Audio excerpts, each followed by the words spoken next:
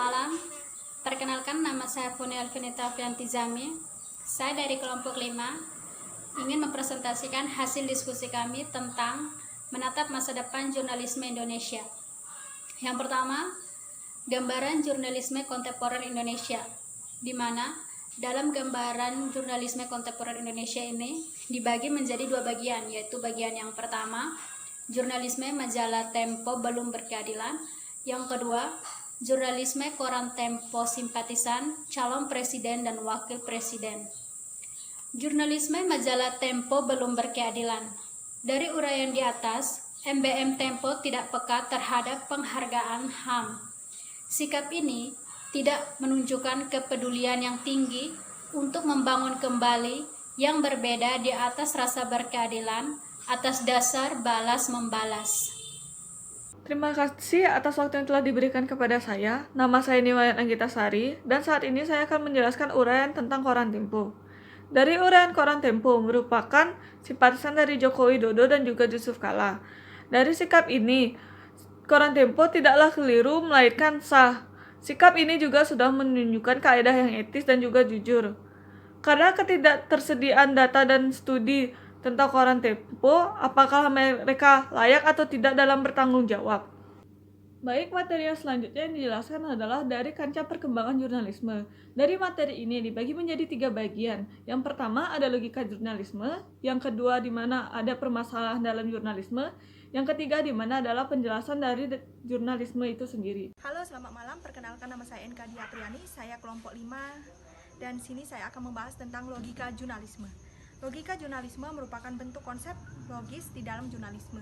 Dan konsep bentuk logis ini tidak akan pernah berubah dan ia akan menjadi penentu sah atau tidaknya di dalam jurnalisme.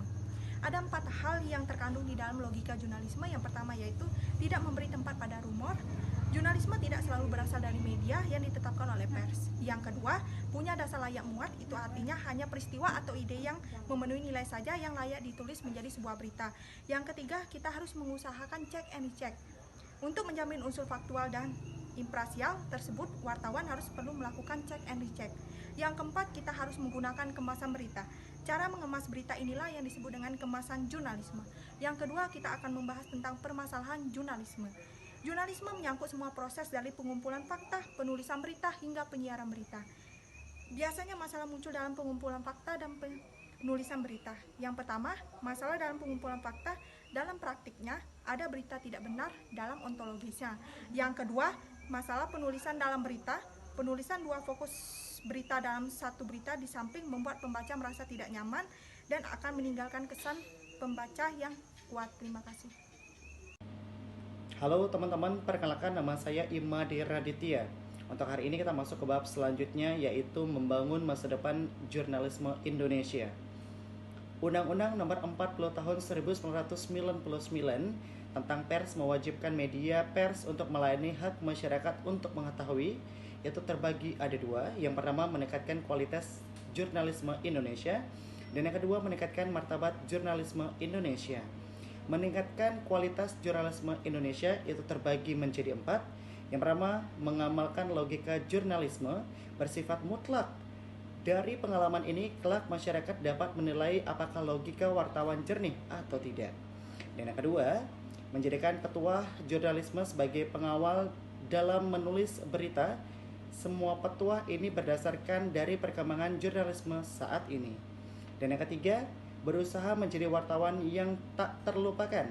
Ketika seseorang wartawan berhasil mengungkapkan kehidupan yang baik, halayak akan senang dan mengetahui kehidupan baik tersebut. Dan yang terakhir, mengikuti perkembangan informasi kebutuhan masyarakat. Informasi seperti ini bisa mereka pakai untuk perbandingan kehidupan mereka nanti. Baik, terima kasih atas waktu dan kesempatan yang diberikan. Saya Fibrani Jawa, dan pada bagian ini saya akan menjelaskan tentang meningkatkan martabat jurnalisme Indonesia. Idealnya, yang menentukan harga diri jurnalisme Indonesia adalah wartawan. Mereka lah yang menentukan apakah jurnalisme punya harga diri atau tidak.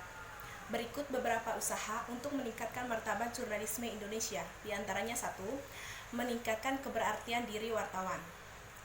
Maksudnya adalah semakin tersembunyi sebuah peristiwa atau ide, maka semakin menarik pula berita yang disiarkan. Kalau ia ingin meningkatkan keberartiannya, maka ia harus mampu melanjutkan peristiwa atau ide tersebut sehingga melahirkan sebuah kesimpulan. Yang kedua, mengusahakan keberhargaan wartawan di tengah-tengah masyarakat. Di sini, kerja seorang wartawan tidak hanya bersifat individual, tetapi juga bersifat sosial.